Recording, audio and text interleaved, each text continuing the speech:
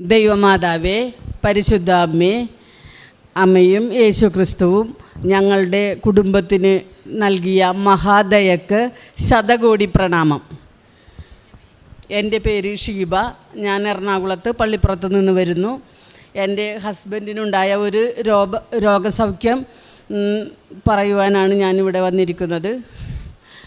എൻ്റെ ഭർത്താവിന് ഒരു 9 വർഷം മുമ്പുണ്ടായ ഒരു ക്യാൻസർ ബാധിച്ച് പുലിയാമ്പുല്ലരി കാസിനോമ എന്ന് പറഞ്ഞ ഒരു ക്യാൻസർ വയറിനെ ബാധിക്കുകയും വയറിൽ 2.5 കിലോയുള്ള ഒരു ട്യൂമർ ഉണ്ടാകുകയും അത് ടച്ച് ചെയ്തിരുന്ന എല്ലാ ആന്തരിക അവയവങ്ങൾക്കും ക്യാൻസർ ബാധിച്ച് പഴുപ്പ് ബാധിക്കുകയും ഉണ്ടായി.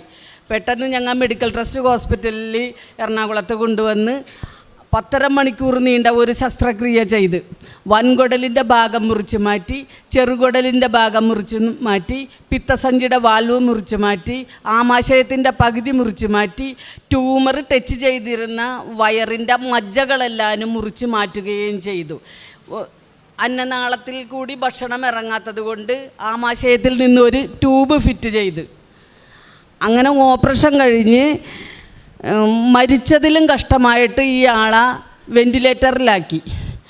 അപ്പം ഞാൻ തിയേറ്ററിൻ്റെ പുറത്തിരുന്ന് കരഞ്ഞുകൊണ്ടിരിക്കുമ്പോൾ ഒരു സ്ത്രീ എൻ്റെ അടുത്ത് വന്നിട്ട് കൃപാസനത്തിൻ്റെ പത്രം തന്നിട്ട് പറഞ്ഞ്, അമ്മച്ചി പ്രാർത്ഥിക്ക്, ദൈവത്തിന് അസാധ്യമായി ഒന്നും തന്നെയില്ല.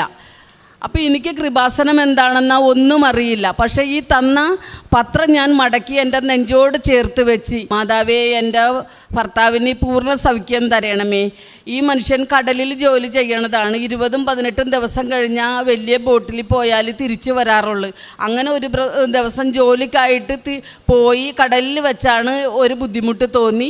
അവർ 4 ദിവസം കൊണ്ട് കടലിൽ നിന്ന് കരക്കെത്തിച്ച് ഹോസ്പിറ്റലിൽ ചെന്ന്, അപ്പോൾ ഇന്ന വിഷയങ്ങളൊക്കെ ഉണ്ട്, ഇത്രയും ഭാഗങ്ങൾ മുറിച്ച് മാറ്റണം, ഓപ്പറേഷൻ ചെയ്യേണ്ടതില്ല, അത്രയും ഡാമേജായി എന്നാണ് ഡോക്ടറൊക്കെ പറഞ്ഞിരുന്നത്. മെഡിക്കൽ ട്രസ്റ്റ് ഹോസ്പിറ്റലിലെ ദീപക് ബർമയാണ് ഈ ഓപ്പറേഷൻ ചെയ്തത്. അങ്ങനെ പുള്ളി വെൻറ്റിലേറ്ററിലാണ്. അപ്പോഴാണ് പുറത്തിരുന്ന എൻ്റെ കൃപാസന പത്രം തന്നിട്ട് ഒരു ചേച്ചി പ്രാർത്ഥിക്കാൻ പറഞ്ഞത്. ഞാൻ ഈ പത്രം നെഞ്ചോട് ചേർത്ത് വെച്ച്, എൻ്റെ മാതാവേ, എൻ്റെ ഭർത്താവിന് പൂർണ്ണ സൗഖ്യം തരണമേ എന്ന് പ്രാർത്ഥിച്ച്. പിന്നെ അന്ന് തൊട്ട് എല്ലാ ദിവസവും ഞാൻ ഈ പേപ്പർ വെച്ച് മാതാവിനോടും കർത്താവിനോടും പ്രാർത്ഥിക്കാൻ തുടങ്ങി. പിന്നെ ഇതിനെ വെൻറ്റിലേറ്ററിൽ നിന്ന് പുറത്ത് കൊണ്ടുവന്ന് റൂമിലോട്ട് കൊണ്ടുവന്ന് കിടത്തിയപ്പോഴാണ് പറയണത്, ഇനി ഭക്ഷണം ഇങ്ങനെ ഇറങ്ങൂല, വെള്ളമൊന്നും ഇങ്ങനെ അന്നനാളത്തിൽ കൂടിയൊന്നും പോകൂല, ആമാശയത്തിലൊരു ട്യൂബ് ഫിറ്റ് ചെയ്തിട്ടുണ്ട്, ഇനി അങ്ങനെ വേണം, കുറഞ്ഞ നാളുകളെ ജീവിച്ചിരിക്കുകയുള്ളൂ, പക്ഷേ അത്രയും നാൾ നമുക്ക് വെള്ളമൊക്കെ ആമാശയത്തിൽ ഈ ഇട്ട ട്യൂബിൽ കൂടി വേണം കൊടുക്കാനെന്ന് പറഞ്ഞ്.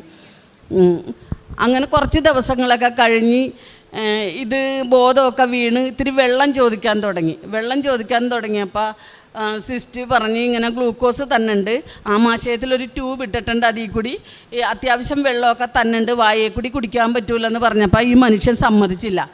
എനിക്ക് അങ്ങനെ ജീവിക്കേണ്ട, ഞാൻ 57 വയസ്സ് വരെയും ജീവിച്ചിട്ടുണ്ട് ഒന്നുമില്ലാതെ, ഈ ആമാശയത്തിൽ കൂടി ഭക്ഷണം തന്നിട്ട് എനിക്ക് ജീവിക്കേണ്ടെന്നും പറഞ്ഞ് ഈ ട്യൂബ് വലിച്ചു പറിക്കാൻ തുടങ്ങി. അപ്പോൾ അവർ വന്ന് കൈകളൊക്കെ കെട്ടിവെച്ച് ദിവസങ്ങളോളം പിറ്റേ ദിവസവും ഇങ്ങൊരു വായിലൂടെ വെള്ളം വേണമെന്നും പറഞ്ഞ് ബഹളം വെച്ച് അത് സഹിക്കാൻ പറ്റാണ്ടായപ്പോൾ അവർ ഡോക്ടറിനെ വിളിച്ച്. അപ്പോൾ ഡോക്ടർ പറഞ്ഞൊരു കാര്യം ചെയ്യാം, നമുക്ക് സാംബശിവനെ തിയേറ്ററിലോട്ട് ഒന്നും കൂടി കൊണ്ടുപോയിട്ട് അല്പം വെള്ളം കൊടുത്തിട്ട് പുള്ളി അതൊന്ന് ബോധ്യപ്പെടട്ടെ, എന്നിട്ട് നമുക്ക് വൊമിറ്റ് ചെയ്യാൻ ശ്രമിക്കുമ്പോൾ റിട്ടേൺ എടുക്കുക എന്ന് പറഞ്ഞിട്ട് ഒരു ദിവസം ഒരു വൈകുന്നേരം 7 മണിയായ സമയത്ത് ഈ മനുഷ്യനെ തിയേറ്ററിലോട്ട് കൊണ്ടുപോയി. ഞാൻ അതിൻ്റെ വാതിക ചെന്ന് ഇരിക്കുകയാണ്. അങ്ങനെ ഞാൻ വിഷമിച്ചു, അയ്യോ, ഈ ക്യാൻസറുമാണ്, ഇത്രയൊക്കെ മുറിച്ചും മാറ്റി, പിന്നെ ഇനി ഒരു വെള്ളം പോലും വായി കൂടി കഴിക്കാനും പറ്റൂലല്ലോ എന്നോർത്ത് മനസ്സ് വെന്ത് ഞാനിങ്ങനെ കരഞ്ഞിരിക്കുമ്പോൾ അവിടെ തൊട്ടടുത്ത് കിടന്ന റൂമിലുള്ള ഒരു ചേച്ചി ക്രിസ്തുവിൻ്റെ മുൾക്കിരീടം ഉള്ള ഒരു ബുക്ക് എൻ്റെ കയ്യിൽ കൊണ്ടു തന്നു. ബുക്ക് ഞാൻ തുറന്നൊന്നും അത് നോക്കിയില്ല, പുറത്തുള്ള പടം കണ്ടതാണ്, രക്തം ഇങ്ങനെ കണ്ണിൽ നിന്ന് ഇറ്റി വീണിട്ടുള്ള ഒരു ഇത്.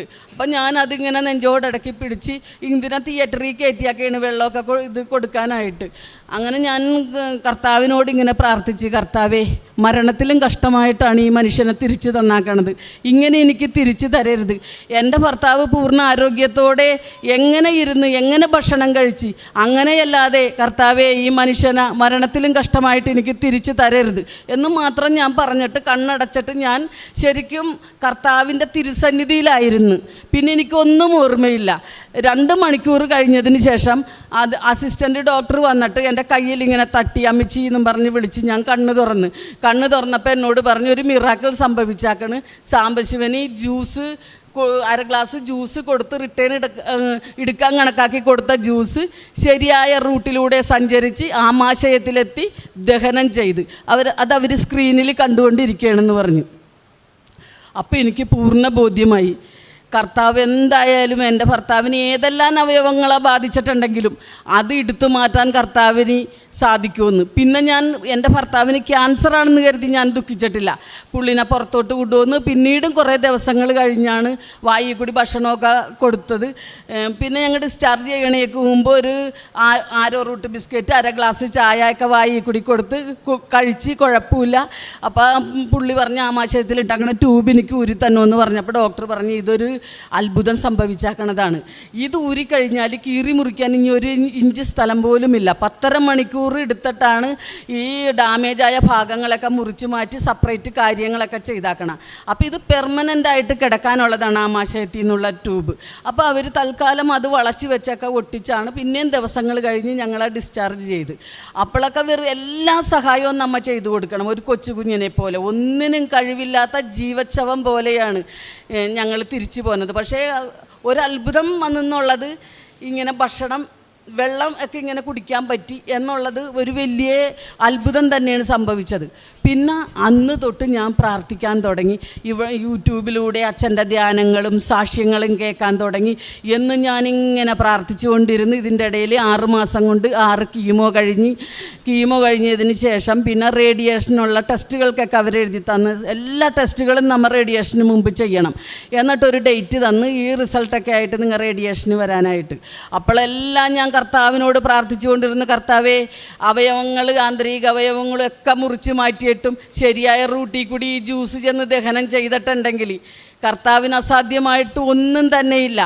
കർത്താവ് എൻ്റെ ഭർത്താവിൻ്റെ ക്യാൻസർ സൗഖ്യപ്പെടുത്തുമെന്ന് തന്നെ ഞാൻ ഉറച്ച് വിശ്വസിച്ച് ഞാൻ എൻ്റെ ഭർത്താവിനോടും മകനോടും ഒക്കെ പറഞ്ഞ് ഞാൻ ഇടതടവില്ലാതെ ഇങ്ങനെ പ്രാർത്ഥിച്ചുകൊണ്ടിരിക്കുമ്പോൾ വീട്ടിലെല്ലാവർക്കും ശല്യമായി. ഹിന്ദുക്കളായതിൻ്റെ പേരിൽ എല്ലാവരും അതത്ര സ്വീകരിക്കൂലല്ല. ഈ മാറിയ മനുഷ്യൻ പോലും എന്നോട് പറഞ്ഞത് ലക്ഷങ്ങൾ ചിലവാക്കി ഇത്രയൊക്കെ നമ്മ ചെയ്ത് ഇപ്പം നമ്മ വന്നേക്കണ് ക്യാൻസർ ഓൾറെഡി ഉണ്ടും താനും, എന്തിനാണ് ഈ മാതിര തല്ലി അലച്ച് പ്രാർത്ഥിക്കണേന്നും പറഞ്ഞ് എല്ലാവരും എന്നെ വഴക്ക് പറയാണ്. പിന്നെ ഞാൻ കർത്താവിൻ്റെ ഒരു ഫോട്ടോ വീട്ടിൽ വാങ്ങി വെച്ച് കർത്താവിനോട് നിരന്തരം ഞാൻ സംസാരിച്ചു കൊണ്ടിരുന്നു. കർത്താവെ, ഞാൻ പ്രാർത്ഥിക്കുമ്പോൾ ആരും എന്നെ ഉപദ്രവിക്കാത്ത രീതിയിൽ എൻ്റെ വീട്ടിലുള്ള കുടുംബാംഗങ്ങളെയും കൂടി എനിക്ക് ഒരുക്കി തന്നെ. ഞാൻ സാക്ഷ്യം വെച്ച് ഇങ്ങനെ വെളുപ്പിന് 2 മണി വരെയൊക്കെ ഞാൻ സാക്ഷ്യം കണ്ടുകൊണ്ടിരിക്കുകയായിരിക്കുള്ളൂ. ഇവർ ഉറക്കത്തിൽ നിന്ന് കണ്ണു തുറക്കുമ്പോൾ എന്നെ പിണങ്ങും. മോനൊക്കെ പറയും, അമ്മച്ചി ഭ്രാന്ത് വരും ഈ മാതിര ഇതൊക്കെ കണ്ടു കഴിഞ്ഞിട്ടുണ്ടെങ്കിൽ, ഇത് കുറച്ച് നേരം അടച്ചു വെക്കുക എന്ന് പറഞ്ഞുകൊണ്ട് മോനും വഴക്ക് പറയും. പ്രാർത്ഥിക്കാൻ എനിക്കങ്ങാണ്ട് ഭയങ്കര ബുദ്ധിമുട്ടായി. അങ്ങനെ ഇരിക്കെ ഞങ്ങൾ ടെസ്റ്റുകളൊക്കെ ചെയ്ത് റേഡിയേഷന് പോവുകയാണ്. റേഡിയേഷൻ അവിടെ ചെന്ന് കഴിഞ്ഞ് ഞങ്ങളുടെ നമ്പറായി, ഞങ്ങൾ കയറി. അപ്പോൾ ഡോക്ടർ ഈ ടെസ്റ്റ് എല്ലാനും നോക്കി. അപ്പോൾ ഞങ്ങളുടെ ഒപ്പം തന്നെ വൻകുടലിൽ ഒരു പൊട്ട് തൊട്ടത്രയും ഭാഗത്ത് ക്യാൻസറുള്ള ഒരു ആളുണ്ടായിരുന്നു കീമോ ചെയ്യാൻ. 3ാമത്തെ കീമോന് ആ മനുഷ്യൻ മരിച്ചു. അപ്പം ഞങ്ങൾക്കെന്ന് പറയണ ഇങ്ങോരിക്കട ഈ മുഖമൊഴിച്ചാൽ ഇങ്ങാടി ഇവിടം വരെ കംപ്ലീറ്റ് വ്യാപിച്ച ക്യാൻസറാണ്. പുള്ളിക്കറിയാൻ ഞാൻ ഒരിക്കലും രക്ഷപ്പെടില്ലെന്ന്. പിന്നെ ഞാനിങ്ങനെ പ്രാർത്ഥിച്ചുകൊണ്ടൊന്നും കാര്യമില്ലല്ലോ, നമുക്ക് അവർക്ക് ഈ ശല്യമാണ് നമ്മൾ ഈ രോഗസമയത്തൊക്കെ പ്രാർത്ഥിക്കുമ്പോൾ തോന്നണത്. അങ്ങനെ ഞങ്ങൾ റേഡിയേഷനിൽ ചെന്ന് ഞങ്ങളുടെ നമ്പറായി കയറി. അപ്പോഴൊക്കെ ഞാൻ മാതാവിനോടും കർത്താവിനോടും മുട്ടിപ്പായിട്ട് പ്രാർത്ഥിച്ചുകൊണ്ടിരുന്നു. ക്യാൻസറിനെ പറ്റി ഞാൻ ഒരിക്കലും പിന്നെ ദുഃഖിച്ചിട്ടില്ല. കാരണം ആദ്യത്തെ അനുഭവം ഉണ്ടായപ്പോൾ എനിക്ക് ബോധ്യപ്പെട്ട്. അങ്ങനെ റേഡിയേഷനിൽ ചെന്ന് കഴിഞ്ഞ് ഡോക്ടർ ഈ സർട്ടിഫിക്കറ്റുകളൊക്കെ മേടിച്ച് അന്ന് അതിൻ്റെ തൊട്ടടുത്ത ദിവസമാണ് സ്കാനുകളൊക്കെ ചെയ്താക്കണം. ബ്ലഡ് ടെസ്റ്റിനൊക്കെ ഭയങ്കര പൈസയാകും. അങ്ങനെ അതൊക്കെ ഇങ്ങനെ നോക്കും തോറും മുഖത്ത് ഓരോ എക്സ്പ്രഷൻ വന്നുകൊണ്ടിരിക്കുകയാണ്. പുഞ്ചിരിച്ചുകൊണ്ട് ഇങ്ങനെ നോക്കുകയും ചെയ്യും, ഈ മനുഷ്യനെയും നോക്കും. ലാസ്റ്റ് പറഞ്ഞ് സാംബശിവനാ അത്ഭുതകരമായിട്ട് ദൈവം രക്ഷപ്പെടുത്തിയാക്കണ്. ക്യാൻസറിൻ്റെ ഒരു കോശം പോലുമില്ല. സാംബശിവന് ഇനി റേഡിയേഷൻ്റെ യാതൊരു ആവശ്യവുമില്ല. സാംബശിവൻ കഴിച്ചുകൊണ്ടിരിക്കുന്ന സകല മരുന്നും ഇന്ന് കൊണ്ട് നിർത്താം, ബാലൻസ് ഉണ്ടെങ്കിൽ ഇവിടുത്തെ ബോക്സിൽ കൊണ്ടുവന്നിടാം എന്ന് പറഞ്ഞു. അപ്പോൾ ഈ മനുഷ്യന് അത്ര വിശ്വാസം വന്നില്ല. ഞാൻ ഈ മനുഷ്യനോട് പറയണമായിരുന്നു, കർത്താവിന് അസാധ്യമായിട്ടൊന്നുമില്ല, ഇത് മാറ്റിത്തരും എന്ന് പറഞ്ഞാൽ ഇവരാരും വിശ്വസിച്ചിരുന്നില്ല. അങ്ങനെ ഞാൻ ഈ മനുഷ്യനോട് പറഞ്ഞു, നിങ്ങൾ പേടിക്കേണ്ട, നമുക്ക് മെഡിക്കൽ ട്രസ്റ്റ് ഹോസ്പിറ്റലിൽ ചെന്ന് ദീപക് വർമ്മയുടെ ഒരു ഒപ്പീനിയനും കൂടി കേൾക്കാം എന്ന് പറഞ്ഞിട്ട് ഞങ്ങൾ അപ്പം തന്നെ വണ്ടി വിളിച്ച് മെഡിക്കൽ ട്രസ്റ്റ് ഹോസ്പിറ്റലിൽ ചെന്ന് അവിടെ ചെന്ന് കഴിഞ്ഞ് ഡോക്ടറിനെ കണ്ട്. അപ്പോൾ ഡോക്ടർ ചോദിച്ചു, എന്താണ് സാംബശിവ വന്നത്? ഭയങ്കര അതിശയം, ഈ മനുഷ്യൻ ഈ ഇത്ര 6 മാസങ്ങൾക്ക് ശേഷവും ജീവിച്ചിരിക്കണമെന്ന് കണ്ടിട്ട് ഭയങ്കര അത്ഭുതം ഡോക്ടറിന്. അങ്ങനെ ഡോക്ടർ എന്താണ് വന്നതെന്ന് ചോദിച്ചപ്പോൾ ഞങ്ങൾ പറഞ്ഞ് റേഡിയേഷൻ ആരംഭിക്കുകയാണ്, അപ്പം അതിന് തൊട്ട് മുമ്പ് സാറിനൊന്ന് വന്ന് കാണാൻ വന്നതാണെന്നാണ് പറഞ്ഞോളൂ. അവിടെ പറഞ്ഞത് ഞാൻ പറഞ്ഞില്ല. അങ്ങനെ എല്ലാ റിസൾട്ട് റൂമിലോട്ട് ഞങ്ങളെ കൊണ്ടുപോയി. അങ്ങനെ വേഗം ഇതെല്ലാം ടെസ്റ്റുകളെല്ലാം നോക്കി ഞങ്ങളെ ഇരുത്തിയാക്കണമായിരുന്നു കസേരയിൽ. ഡോക്ടർ ആ കസേരയിൽ എണീറ്റ് വന്നുകൊണ്ട് ഈ മനുഷ്യൻ്റെ പുറത്ത് 2 തട്ട് തട്ടി. എന്നിട്ട് പറഞ്ഞ്, സാംബശിവ അത്ഭുതം സംഭവിച്ചാക്കണം, സാംബശിവൻ്റെ ശരീരത്തിൽ ക്യാൻസറിൻ്റെ യാതൊരു കോശം പോലും ഇല്ല എന്ന് പറഞ്ഞു. അപ്പം തന്നെ ഈ മനുഷ്യൻ ഡോക്ടറിനോട് പറഞ്ഞ്, സാറേ എന്നാൽ എൻ്റെ ആമാശയത്തിൽ ഇട്ടാക്കണ ട്യൂബ് ഊരണം, എനിക്കിപ്പോൾ കല്ല് തിന്നാൽ പോലും ദഹിക്കും, ഒരു കുഴപ്പവും എനിക്ക് ഭക്ഷണം കഴിച്ചാലില്ല എന്ന് പറഞ്ഞു. അപ്പം അന്ന് ടെസ്റ്റ് ചെയ്ത് CT സ്കാൻ എടുത്തപ്പോൾ മുറിച്ച് മാറ്റി ആമാശയം പൂർവ്വസ്ഥിതിയിലായി. അപ്പോൾ ഡോക്ടർ അത് പറഞ്ഞായിരുന്നു, ആമാശയം വളർന്ന് എന്ന്. അപ്പോൾ ഒരുപാട് ഭക്ഷണം കഴിക്കാൻ പറ്റി. മുമ്പ് 2 ആരോ റൂട്ട് ബിസ്ക്കറ്റും 1 ഗ്ലാസ് ചായയും കുടിച്ചാൽ വയറ് ഫുള്ളാകും. പക്ഷേ ഇപ്പം എത്ര ഭക്ഷണം വേണമെങ്കിലും കഴിക്കാം. അങ്ങനെയായി. അങ്ങനെ അവിടെ വെച്ച് ഡോക്ടർ ആദ്യം ട്യൂബ് ഊരാനായിട്ട് പറഞ്ഞപ്പോൾ ഡോക്ടർ പറഞ്ഞത്, ഇത് ഊരാനായിട്ട് പറ്റൂല, ഇത് പെർമനൻ്റായിട്ട് കിടക്കണമെന്നാണ്. അന്നത്തെ ദിവസം ഡോക്ടർ അപ്പം തന്നെ സിസ്റ്ററിനെയും വിളിച്ചിട്ട് ഈ ട്യൂബ് ഊരി അവിടെ സ്റ്റിച്ച് ചെയ്ത് കളഞ്ഞു. അപ്പോൾ പറഞ്ഞ്, എനിക്കിനി ജോലിക്ക് പോകണം എന്ന് പറഞ്ഞ്. അപ്പോൾ പറഞ്ഞ്, ഞാനൊരു അബ്ഡോമൽ ബെൽറ്റിന് എഴുതി തരാം, ഈ വയറിൻ്റെ മജ്ജ മാറ്റിയാക്കണ കാരണം ആന്തരിക അവയവങ്ങൾ വശങ്ങളിലോട്ടൊക്കെ വരും, അപ്പോൾ അത് ബെൽറ്റ് ഇട്ട് കഴിഞ്ഞിട്ട് സാംബശിവൻ ജോലിക്ക് പൊയ്ക്കോ. അപ്പം ഞാൻ പുറയിൽ നിന്ന് ഡോക്ടറിനോട് കാട്ടുകയാണ്, ജോലിക്ക് പോകാൻ പറയല്ലേ എന്ന്. അപ്പോൾ ഡോക്ടർ പറഞ്ഞ്, സാംബശിവന് യാതൊരു കുഴപ്പവുമില്ല, ഉണ്ടായിരുന്നത് ക്യാൻസറാണ്, അതിപ്പോൾ ഇല്ല, ജോലി ചെയ്തോട്ടെ. അങ്ങനെ ആ ബെൽറ്റ് ഇട്ടിട്ട് തൊട്ടടുത്ത ദിവസം തൊട്ട് 9.5 വർഷമായി. ഇപ്പം ഈ മനുഷ്യൻ സെപ്റ്റംബർ 19-ാം തീയതി വരുമ്പോൾ 10 വർഷം തികയുള്ളൂ ഇത് കഴിഞ്ഞിട്ട്. അപ്പോൾ അന്ന് തൊട്ട് ഞാൻ ആരെങ്കിലും കൃപാസനത്തിൻ്റെ പത്രമൊക്കെ കൊണ്ടുതരുമ്പോൾ കഴിഞ്ഞ കാര്യങ്ങൾ എൻ്റെ മനസ്സിൽ വരും. പക്ഷേ എനിക്കിവിടെ വന്നോന്നുണ്ട്, എൻ്റെ മകനാ ഭർത്താവ് ആരും സമ്മതിക്കൂല ഇവിടെ വന്ന് സാക്ഷ്യം പറയാനാ വരാൻ പോലും. അപ്പോൾ എന്ത് ചെയ്യും? 10 വർഷം കൊണ്ടാണ് ഈ മനുഷ്യനെ ഇവിടെ നിൽക്കാൻ ഞാൻ പാകപ്പെടുത്തിയെടുത്തത്. എൻ്റെ കൂടെ കഴിഞ്ഞ മാസം 12-ാം തീയതി ഞങ്ങൾ സാക്ഷ്യം പറയാനായിട്ട് വന്നപ്പോൾ സാക്ഷ്യം പറയാൻ പറ്റിയില്ല, ഉടമ്പടി എടുക്കാത്ത കാരണം. അത് കഴിഞ്ഞ് ഞങ്ങൾ അന്ന് ഉടമ്പടി എടുത്തും കൊണ്ടാണ് പോയത്. ഇപ്പം ഈ മനുഷ്യൻ്റെ ഉച്ചി മുതൽ ഉള്ളങ്കാല് വരെ കർത്താവ് മാതാവും കൂടി സൗഖ്യപ്പെടുത്തിയാക്കാണ്. ഒരു യുവത്വമുള്ള ആളെപ്പോലെ എന്ത് ജോലിയും ചെയ്യാൻ, എത്ര കഠിനാധ്വാനം ചെയ്യാൻ ഈ മനുഷ്യൻ ഇന്ന് പ്രാപ്തനാണ്. അങ്ങനെ അപ്പോൾ ഞങ്ങൾ വന്നപ്പോൾ ഉടമ്പടി എടുത്തതിന് ശേഷം ഉടമ്പടിയിൽ പറഞ്ഞ കാര്യങ്ങളെല്ലാം ഞങ്ങൾ കറക്റ്റായിട്ട് പാലിക്കുന്നുണ്ട്. ഞങ്ങൾ രോഗികളെ കാണുന്നുണ്ട്. പിന്നെ ഞാൻ ആരെ കണ്ടൊന്ന് പരിചയപ്പെട്ടാലും എൻ്റെ ഭർത്താവിൻ്റെ ഈ സൗഖ്യത്തിനെക്കുറിച്ച് പറയും.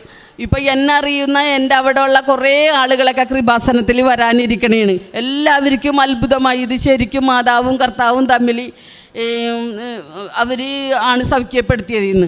അങ്ങനെ ഞാൻ പ്രാർത്ഥിച്ചുകൊണ്ടൊക്കെ ഇരിക്കുമ്പോൾ ഒരു ദിവസം ഞാനപ്പോൾ എപ്പോഴും ഇങ്ങനെ പ്രാർത്ഥിക്കും, എൻ്റെ കർത്താവേ, ഈ തൃണത്തിന് പോലും വിലയില്ലാത്ത എൻ്റെ പ്രാർത്ഥന അവിടുത്തെ തിരുസന്നിധിയിലെത്തിയല്ല എന്ന് പറഞ്ഞിട്ട് ഞാൻ എന്നും പ്രാർത്ഥിക്കും. അപ്പം മകൻ ശബരിമലക്കൊക്കെ പോകുമ്പോൾ അമ്പലങ്ങളിൽ പോകണം. അപ്പം എന്തായാലും അമ്മ ചെന്ന് ചെയ്യേണ്ട ഒരു ചടങ്ങുണ്ട്, കാണിപ്പൊന്ന് നിറക്കണമെന്ന് പറയും. വെറ്റിലയും മടക്കയും നാളികേരം നെയ്യ് നിറച്ചതും കൂടി കെട്ടിൽ വെക്കണം, അതവിടെ ചെന്ന് അടിക്കാനുള്ളതാണ്. അപ്പം ഞാൻ അങ്ങനെ അമ്പലത്തിൽ ചെല്ലുമ്പോൾ ഞാൻ ഈ വെറ്റില അടക്കയും നെയ്യ് നിറച്ച തേങ്ങയും കൂടി എടുത്തിട്ട് നാളികേരവും കൂടി എടുത്തിട്ട് കൃഷ്ണൻ്റെ ക്ഷേത്രത്തിൽ ചെന്ന് കൃഷ്ണനെ ഇങ്ങനെ നോക്കി, കർത്താവേ എൻ്റെ മോനെ രക്ഷിക്കണമേ എന്നും പറഞ്ഞാണ് അത് കെട്ടിൽ. 10 വർഷം കൊണ്ട് എന്നൊക്കെ പോയിട്ടുണ്ടെങ്കിലും കൃഷ്ണനെ കണ്ടാലും ഗുരുവിനെ കണ്ടായാലും ആരെ കണ്ടാലും അവിടെ ഞാൻ കർത്താവിനെ മാത്രമാണ് കാണുന്നത്. അങ്ങനെ എനിക്ക് കർത്താവിൽ ഒരുപാട് വിശ്വാസത്തിൽ ആഴപ്പെട്ട്, പിന്നെ ഞാൻ യൂട്യൂബിൻ്റെ സാക്ഷ്യങ്ങളൊക്കെ കാണുമ്പോൾ പലപ്പോഴും എൻ്റെ ഭർത്താവ് എന്നെ വഴക്ക് പറഞ്ഞിട്ടുണ്ട്. എന്നാൽ ഞാൻ പ്രാർത്ഥിച്ച എൻ്റെ കർത്താവേ, ഞാനിത് കാണാനും ഞാൻ പ്രാർത്ഥന എത്തിക്കുമ്പോഴും എനിക്ക് ശല്യത്തിനായി ആരും തന്നെ ഉണ്ടാവരുത്, ഇവരെല്ലാം എനിക്ക് ഒരുക്കി തന്നെ. അങ്ങനെ ഒരു ദിവസം കൊണ്ട് ഞാൻ പുറത്തു പോയി വരുമ്പോൾ എൻ്റെ ഭർത്താവ് അച്ഛൻ്റെ ധ്യാനം വെച്ച് കാണുന്നു. ഞാൻ ഏറ്റവും കൂടുതൽ സന്തോഷിച്ച ദിവസമാണ് അന്ന്. അത് കഴിഞ്ഞ് പിന്നെ ദിവസവും ഒരു വെളുപ്പിന് ഇവർക്ക് വെളുപ്പിന് 3 മണിക്ക് ബോട്ടിൽ എണീക്കണം, കാരണം വെളുപ്പിനെ എണീറ്റ് കുളിക്കും. അപ്പോൾ എണീക്കണ സമയത്ത് ഞാൻ കിടക്കായിരിക്കുള്ളൂ. ആ സമയം അച്ഛൻ്റെ ഒരു ധ്യാനം ഓൺ ചെയ്ത് തലയണടേര വെച്ചുകൊണ്ട് പോകും. അപ്പം ഞാൻ കണ്ണ് തുറക്കണത് അച്ഛൻ്റെ ഒരു ധ്യാനം കേട്ടുകൊണ്ടാണ്. പിന്നെ ഞാൻ എന്നും സാക്ഷ്യം കണ്ടുകൊണ്ടിരിക്കും. കർത്താവിനോട് ഞാൻ കൂടുതൽ അടുത്ത് ഏത് നിമിഷവും ഞാൻ എൻ്റെ ഭർത്താവിനെ ഇങ്ങനെ രക്ഷിച്ച് തന്നതിന് ഞാൻ നന്ദി പറഞ്ഞുകൊണ്ടും വിശ്വാസപ്രമാണം ചൊല്ലിക്കൊണ്ടും ഇരിക്കും. അങ്ങനെ ഒരു ദിവസം എൻ്റെ മോളെ ആലപ്പുഴയാണ് കൊടുത്താക്കണം, ഒരു ആർമി ഓഫീസറാണ് കെട്ടിയാക്കണത്. അപ്പോൾ അവർ ജമ്മു കാശ്മീരായിരുന്നു. അപ്പോൾ അവർ കുട്ടികളെയൊക്കെ ഇവിടെ സ്കൂളിൽ ചേർക്കാനായിട്ട് ഇങ്ങോട്ട് വന്നു കഴിഞ്ഞപ്പോൾ ഞാനൊരു ദിവസം മോളുടെ അടുത്ത് പോയി. അപ്പം ഞാൻ പോകുമ്പോൾ അന്ന് എനിക്ക് അറിഞ്ഞുകൂടാ ഇതാണ് കൃപാസനമെന്നാ, ഈ വഴിക്കാണ് പോണതൊക്കെ, പക്ഷെ എനിക്കറിയാൻ പാടില്ല. അങ്ങനെ ഞാനിങ്ങനെ എപ്പോഴും ഇങ്ങനെ പ്രാർത്ഥിച്ചു കൊണ്ടിരിക്കുമ്പോൾ ആലപ്പുഴ ഒരു കടലിൻ്റെ അടുത്തോ കൂടി ബസ് പോകും. അവിടെ കുറേ നല്ല പഞ്ചസാര മണലിങ്ങനെയുണ്ട്, പഴുത്ത് കിടക്കണ പുരി വെയിലത്ത് ഒരു ദിവസം കർത്താവിൻ്റെ കുരിശി ചുമക്കണ ഒരു ഭാഗം ഞാൻ ദർശിക്കുകയാണ്.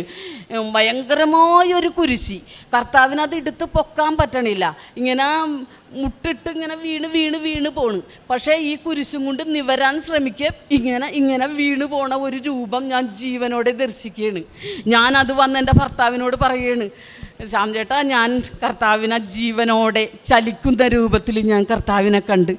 ആരും വിശ്വസിക്കണില്ല. എൻ്റെ ചേച്ചിമാരെയൊക്കെ നിനക്ക് ഭക്തിമൂത്ത് തോന്നണതാണ്. ഞാൻ പറഞ്ഞ അല്ല, ഞാനിത് കണ്ടതാണ് എന്ന് പറഞ്ഞിട്ട് പിന്നെ ഇങ്ങോരിക്കടെ സൗഖ്യം കണ്ടവരും എൻ്റെ വീട്ടിലുള്ളവരും എൻ്റെ മോളൊക്കെ ഇത് ഉറച്ച് വിശ്വസിച്ച് അന്ന് തുടങ്ങി എൻ്റെ മോളും ആ വീട്ടിൽ കർത്താവിനെയും മാതാവിനെയും വെച്ചിട്ട് അവരുടെ ഒരു ദിവസം തുടങ്ങണത് കൊച്ചുമക്കൾ അവിടെ തിരിതെളിച്ച് പ്രാർത്ഥിച്ചിട്ടാണ് അവർ സ്കൂളിലൊക്കെ പോണത്. പിന്നെ ഞാനിപ്പോൾ ഉടമ്പടി എടുത്തതിന് ശേഷം ഞങ്ങളുടെ ഒരു ദിവസം ആരംഭിക്കണത് വെളുപ്പിനെ എണീറ്റ് ഞാൻ കുളിച്ച് വന്നിട്ട് തൈലം തൊട്ട് വിശ്വാസപ്രമാണം ചെയ്ത് തിരിതെളിച്ച് മാതാവിൻ്റെ മുമ്പിൽ മുട്ടുകുത്തി പ്രാർത്ഥിച്ചതിന് ശേഷം അവിടെ നിന്ന് എണീറ്റിട്ട് എൻ്റെ ഭർത്താവിൻ്റെ അടുത്ത് ചെന്ന് തൈലം എടുത്ത് നെറ്റത്ത് കുരിശ് വരച്ച് തലയിൽ കൈവച്ച് വിശ്വാസപ്രമാണം ചൊല്ലും.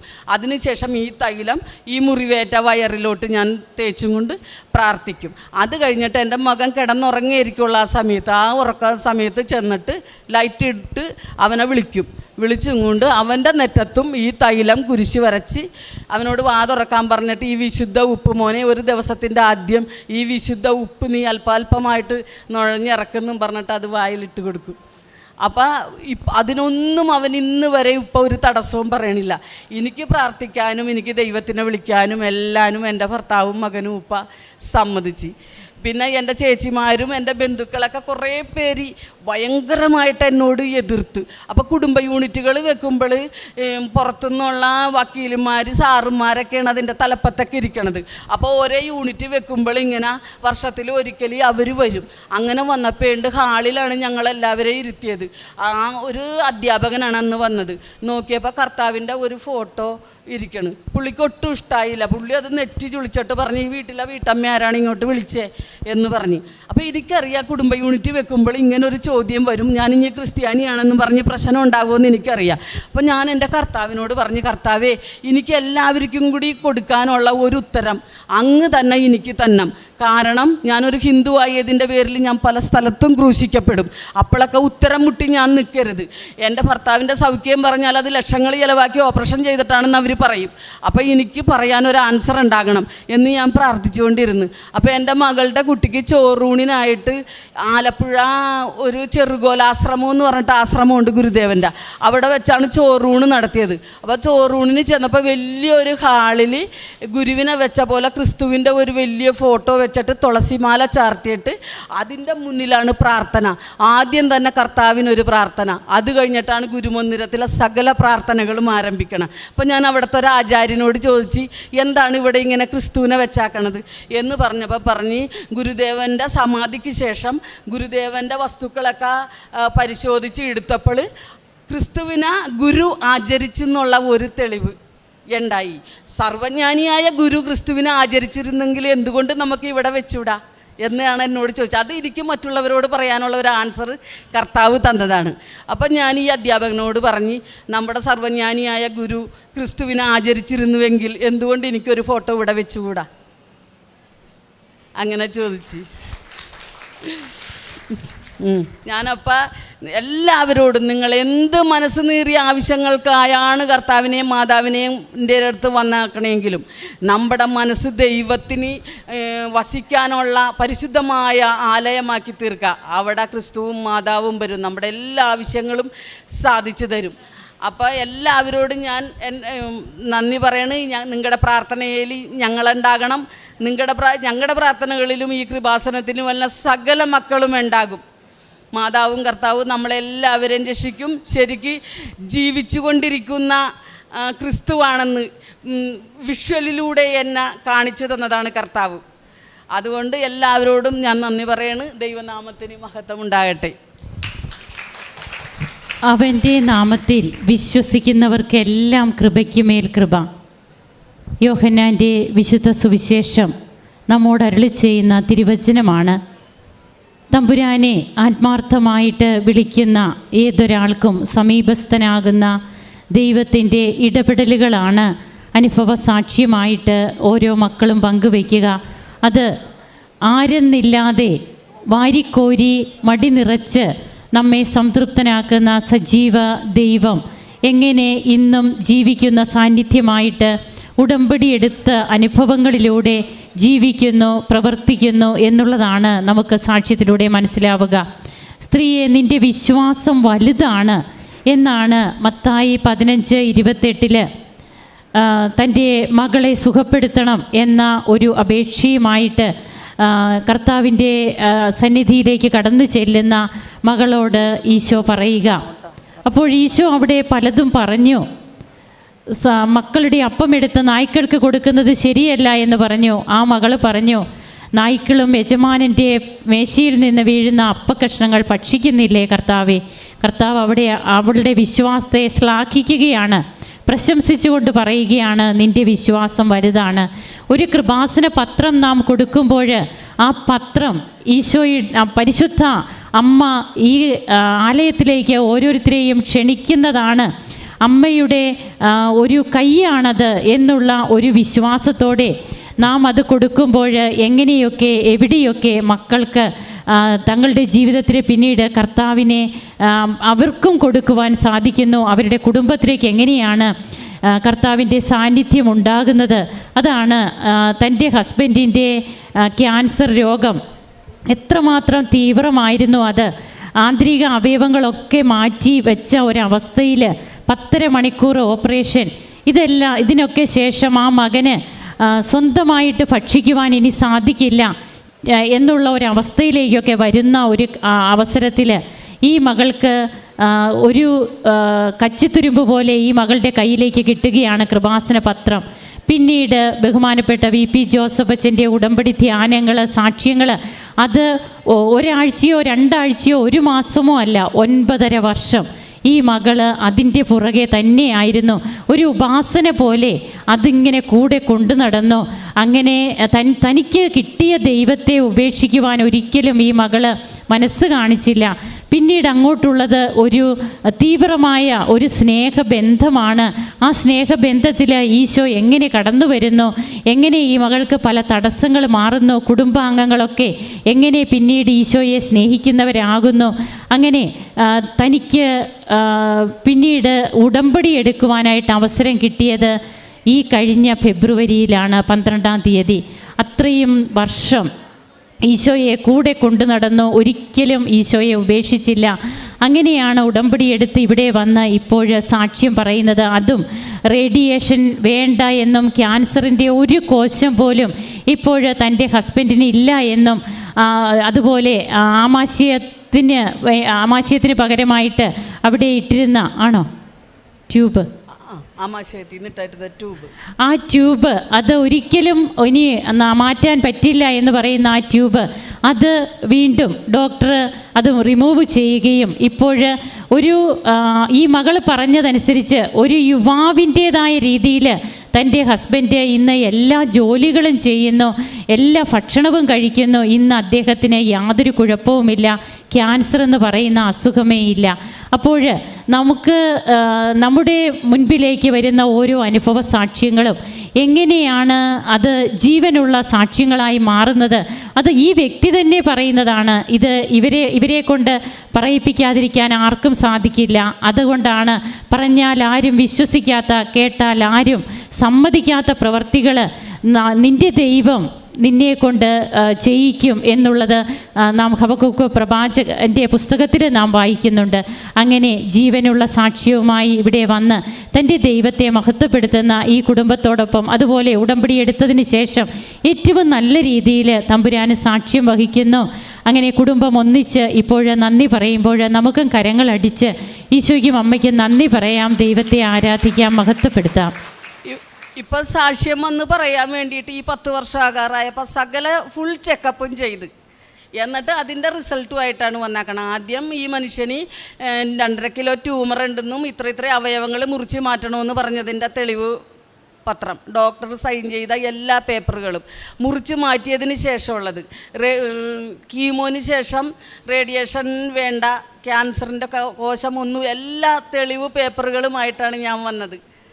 ഇതൊക്കെ ഹോസ്പിറ്റലിൽ ചെന്ന് ഇപ്പം ഇടയ്ക്ക് ഞങ്ങൾക്ക് രോഗമൊന്നുമില്ല, എന്നാലും ഡോക്ടറിനെ ഒന്ന് കാണാനായിട്ട് ചെന്ന് കഴിഞ്ഞിട്ടുണ്ടെങ്കിൽ ഡോക്ടറിന് ഭയങ്കര സന്തോഷമാണ് ഞങ്ങളെ കാണുമ്പോൾ. ഞങ്ങൾ ഇനിയിപ്പോൾ അടുത്ത് ആസ്റ്റർ മെഡിസിറ്റിയിൽ പോയി ദീപക് വർമ്മ ഡോക്ടറിനെ ഒന്ന് കാണാനിരിക്കുകയാണ്. ഇത്ര വർഷം കഴിഞ്ഞിട്ട് ഈ മനുഷ്യൻ ഇങ്ങനെ ജീവിച്ചിരിക്കുന്നത് മെഡിക്കൽ ട്രസ്റ്റിലായിരുന്നു, പക്ഷേ അവർ കൂടുതൽ ലക്ഷങ്ങൾ കൊടുത്ത് ആസ്റ്റർ മെഡിസിറ്റിയിലോട്ട് ഡോക്ടറിനെ കൊണ്ടുപോയി. പിന്നീട് ഞങ്ങൾ ചെല്ലുമ്പോൾ ആ ഡോക്ടറിനെ അല്ല കാണുന്നത്. അപ്പം ഞങ്ങൾ ഇത്ര വർഷം കഴിഞ്ഞിട്ടും ഈ മനുഷ്യൻ അങ്ങോരിക്കട കയ്യിലൂടെയാണ് കർത്താവ് പ്രവർത്തിച്ചത്. ഈ മനുഷ്യൻ ഇപ്പോഴും ഇങ്ങനെ പൂർണ്ണ ആരോഗ്യത്തോടു കൂടി ജീവിച്ചിരിക്കണമെന്ന് ആ മനുഷ്യനൊന്ന് ബോധ്യപ്പെടാനായിട്ട് ഞങ്ങൾ ആസ്റ്റർ മെഡിസിറ്റിയിൽ ചെന്ന് ഡോക്ടറിനെ കാണാനായിട്ട് പോകുകയാണ്.